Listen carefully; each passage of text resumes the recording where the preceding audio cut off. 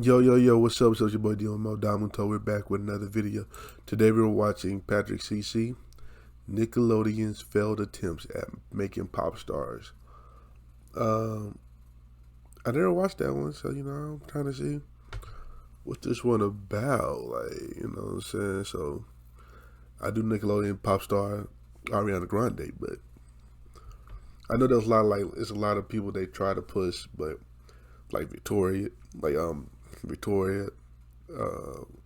uh, Big Time Rush. But let's get into it. Grande, Victoria Justice, Big Time Yep, Rush, Drake Bell, Miranda Drake Cosgrove, the Bell. Naked Brothers Band. Yeah, All successful they try to Nickelodeon push all them stars for niggas. sure. But besides Ariana, all of them had very minor success in their music Minor. careers. I mean, compared to Disney, who at the time were creating massive pop stars. We talked about Disney's highly calculated approach to making these actors superstars, but Nickelodeon fumbled Watch huge that. opportunities. These two networks were peaking from 2000 to 2012. They had wildly successful TV shows and extremely talented acts. For 19 years straight, Nickelodeon had higher yearly viewership than the Disney Channel. What? They pursued a similar strategy when it came to casting talent and then releasing music with them, but they had minor Billboard success, and none of them even had a platinum record. Besides Ariana Grande, who is the fourth most streamed artist in history, has over 70 platinum certifications, and is on her way to becoming one of the top female artists of all time. And she wasn't even the star of the show on wasn't at all. I Nickelodeon. remember My name that. is Patrick CC. Today we're going to find out how Nickelodeon catastrophically missed on every one of their talents, but also somehow created the biggest talent of them all at the same time. Drink water while you're watching this video. This is definitely a picture of me in the mirror telling you that this video is sponsored by Manscaped. And oh boy, Christmas came early this year because I just got gifted the new Nickelodeon is not the sole reason why these artists are successful or unsuccessful. But for the most part, if it wasn't for their roles on these various shows and movies, we wouldn't be talking about them here today. In 1979, Nickelodeon aired its first show. In 1993, Nickelodeon Records was founded. They started the label to release music, soundtrack, and original works from the artists or characters on their shows. The network struggled to become profitable in the 80s. They were losing millions of dollars per year. One year, they were actually the lowest viewed network out of all the US cable channels. Damn. They were more concerned with getting viewership than selling music. After all, if nobody's watching the TV shows, then how could the music be successful? But in the early 90s came popular animated shows like Doug, Rugrats, and Ren and Stimpy. Okay. Ren and Stimpy was the most popular cable TV show in 1992, which led to their first official Nickelodeon Records release, You Idiot by Ren and Stimpy. This was a 20-song album that acted as a soundtrack consisting of popular songs from the series. As you can imagine, this wasn't very successful of an album because who the fuck is going to listen to this? But for some reason they released 2 more, and only 5 more soundtracks for the rest of the 90s. None of them really did anything. The first time we saw any sitcom or non-animated show related to music was in 2001 with a show called Taina. I didn't even know about this show. It aired for less than 1 year. But before doing research, I thought that Lizzie McGuire and the Cheetah Girls, Vaguely. both Disney Channel shows, were the first examples of either of these networks pursuing music with one of their stars. But it turns out that Nickelodeon actually started this trend. Taina was a show about a high school girl who wanted to become a pop star. She attends the Manhattan High School of Performing Arts, and every episode features Taina daydreaming of one eventual season? superstardom and occasionally performing a new song, which is basically the same exact plot as Victorious. They even released an album to complement the show in February of 2001, which was 6 months before the first Lizzie McGuire soundtrack. So the perfect formula that I praised Disney for in my last video was actually started by Nickelodeon. The formula is very simple. Find a young talent, cast them for a show, throughout the episodes make it clear that this character is a musical artist, then release an album under their name and capitalize on the millions of people who watch the show and associate the Wonder how she character with the doing. music. Taina walked so Lizzie, the Cheetah Girls, Miley, Selena, Demi, and all of them could run. Obviously, Taina as a show, as well as her album, were very unsuccessful, which is why they canceled it and didn't try again. But after Taina's short run, we had the Romeo show in 2003. They Lil did that Romeo was one. the star of a sitcom that was basically about his real life as a kid rapper with a Hey, famous yo. rap star as a father. Nickelodeon Records never did If you know, Lil Romy got problems with Mr. Master P now, with his father. So, hey, I wonder what he getting paid from this? What he an getting official paid release with him, from most Lil likely Romeo? because he was already a famous rapper, even at the age of 12. In 2001, Romeo had a single titled My Baby reach #1 on the Billboard Hot 100.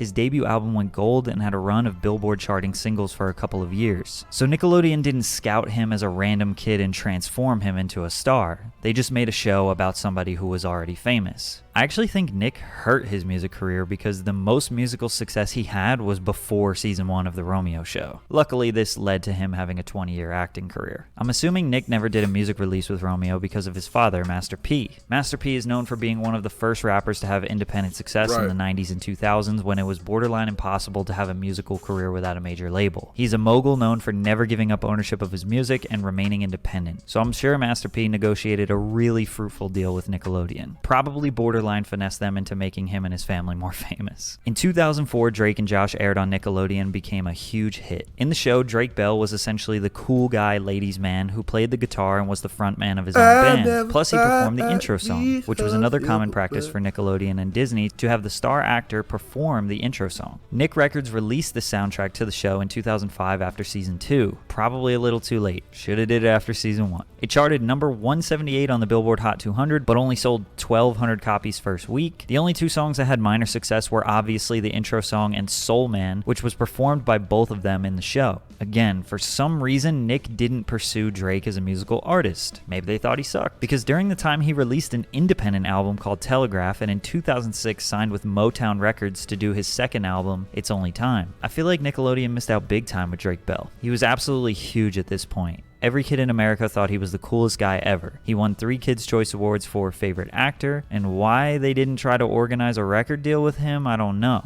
His only popular songs are the ones that he performed on the show. Isn't that an obvious sign? Give him a deal and have him perform the songs in the episodes. Exactly what Disney was doing. Drake didn't really end up the way we thought he would though, so I guess it doesn't matter. But Drake and Josh did lead us to Miranda Cosgrove with iCarly, which had a lot more success. But before we talk about iCarly, we have to talk about Nick's most successful music act at this point, the Naked Brothers Band, who have a really strange story.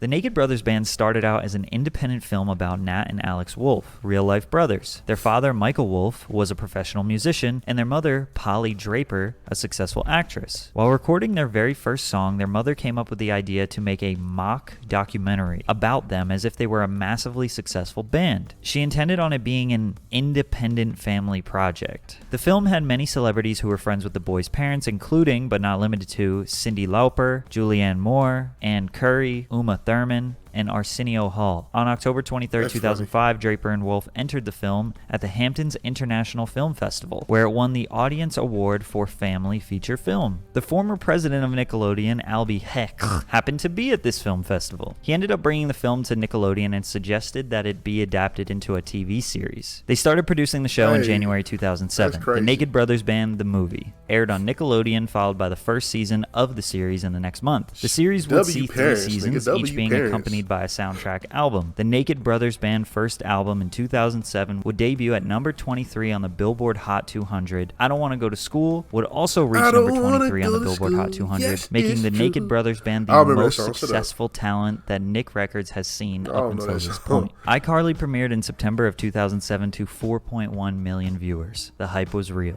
Miranda Cosgrove performed the intro to iCarly along with Drake Bell, but on the show she wasn't a musical artist. She was an internet star. She was kind of like the first YouTuber. After season 1, Nick would release the iCarly soundtrack. It would include performances by Miranda Cosgrove, the Naked Brothers Band, Good Charlotte, Sean Kingston, Avril Lavigne, and more. It reached number 28 on the Billboard Hot 200 and number 1 on the Billboard Kid Albums charts. The most successful soundtrack yet. So they had back-to-back success with the Naked Brothers Band and now Miranda. So you think, okay, let's sign Miranda and do exactly what we just did with Nat and Alex. No. They didn't sign Miranda, so she went off and signed a record deal with Columbia. She released the album Sparks Fly, and that would peak at number 8 on the Billboard Hot 200, and she had a single from the album go on to be certified gold. Okay, Nick, Miranda. How did you fumble that? Cosgrove would also release 2 EPs with Columbia, About You Now and High Maintenance, which would reach number 34 on the Billboard Hot 200. Now again, these numbers don't hold a candle at all to the numbers that Disney was doing, but still, Nick had an opportunity here to capitalize. They realized that they needed to buckle down and figure out this music shit, because Disney Channel couldn't stop making platinum records, and Nick flopped with China, got finessed by Lil Romeo, totally ignored the potential of Drake Bell, and got their newest big star, Miranda Cosgrove, stolen by Columbia Records. Which brings us to Big Time Rush. Nickelodeon signed BTR to Nick Records and named the show after their band name. Promptly after signing, Nickelodeon would partner with Columbia Records to produce the show and the accompanied music. All of their music would be released jointly under Nickelodeon and Columbia Records. Finally, Nickelodeon realized the opportunities that they were missing out on, so they partnered with the experts, Columbia Records, to actually give their talent a decent chance for success, and it paid off. Their debut single, Big Time Rush, would be released the same time as the first episode of the show in November of 2009. It also serves as the show's opening. I seen on TikTok these niggas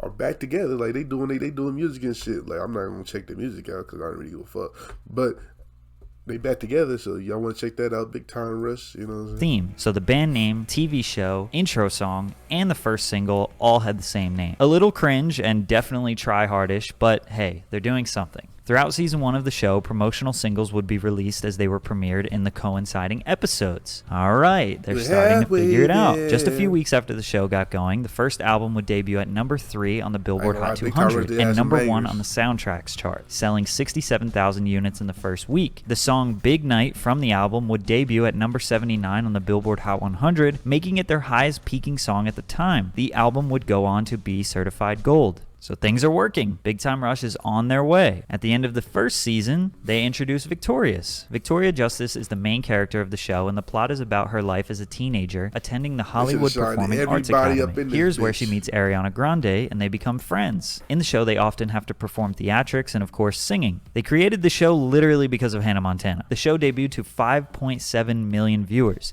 It was an instant hit. Now with BTR and Victoria Justice, we start to see this overlap happen. They're working on 2 musical acts at the same time, starting to take some notes from Disney. November 2010, the first song accompanying the show Victorious was a single called Freak the Freak Out and would reach number 50 on the Billboard Hot 100. A few months later, February 2011, while the second season of Big Time Rush was being shown on Nick, the band would release their third single, Boyfriend, featuring Snoop Dogg. It would peak at number 72 on the Billboard Hot 100 and would go on to be certified gold, making it their biggest song at the time. So far, so good. These two are looking promising. Then in August of 2011, the first soundtrack for Victorious would be released. Debuted at number 5 on the Billboard Hot 200, 40,000 units sold in the first week. So they're getting organized. Focus on Big Time Rush, then go back to Victorious, then back to Big Time Rush. November 2011, BTR's second studio album, Elevate, would be released. Again, while the second season of the show was still being aired on Nick. It would debut at number 12 on the Billboard Hot 200, which is lower than the previous, but it would actually sell more copies in the first week with over 70,000. But one key thing was happening during all of this. Ariana Grande. She was the co-star on the show Victorious, and her musical talents were being completely ignored. But I'll get to that in a minute. March of 2012, Big Time Movie would be released, and it would premiere on Nickelodeon to 13.1 million viewers. 4 days before this, the Big Time Movie soundtrack would be released, consisting of 6 covers of some of the most famous Beatles songs. The soundtrack would peak at number 44 on the Billboard Hot 200, but in my opinion, this is a huge miss. Disney did a similar promo for the Jonas Brothers to 10 million viewers and got a gold album from it. I don't know what happened, but 13 million viewers and you have an album flop?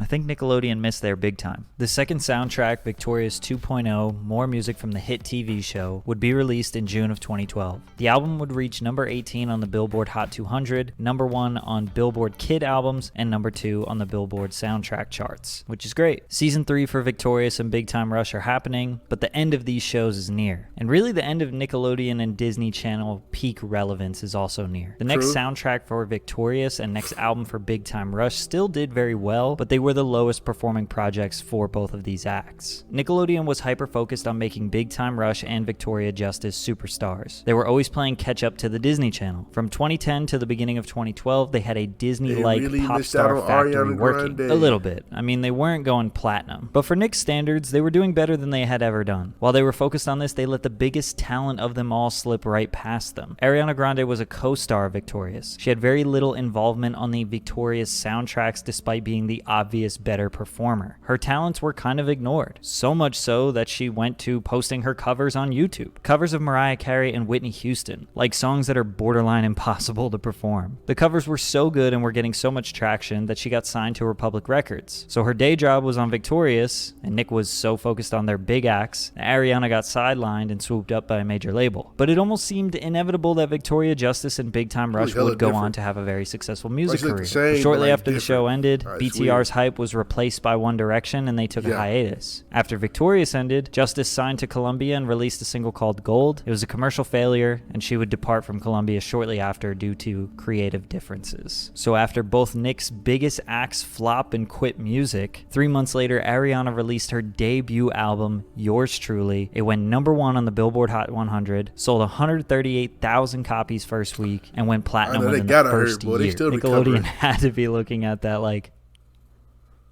they came out with a terrible attempt to recreate. Hey, don't forget, Leon doing his thing too with on the producer side. Don't forget, Leon, he doing his thing.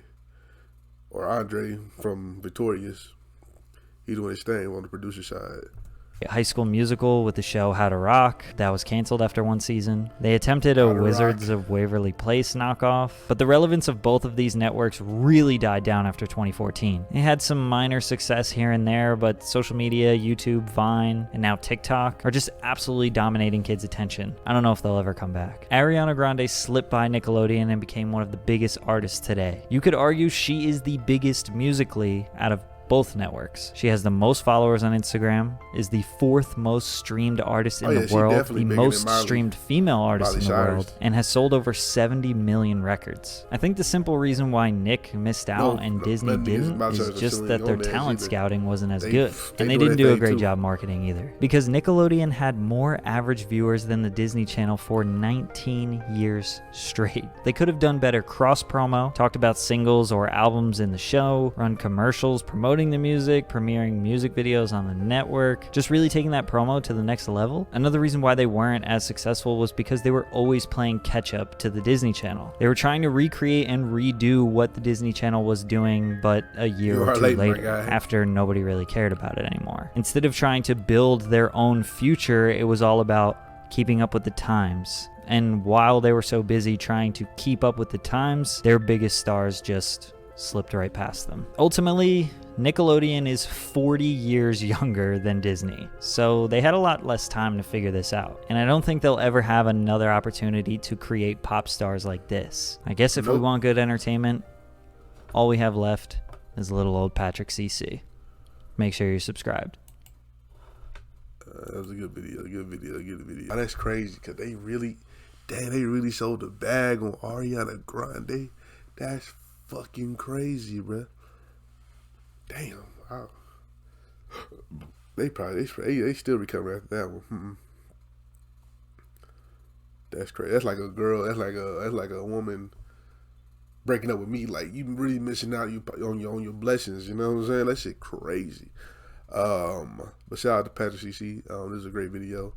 If you like my reaction, make sure you like, comment, and subscribe. And I'll catch y'all next time. Peace.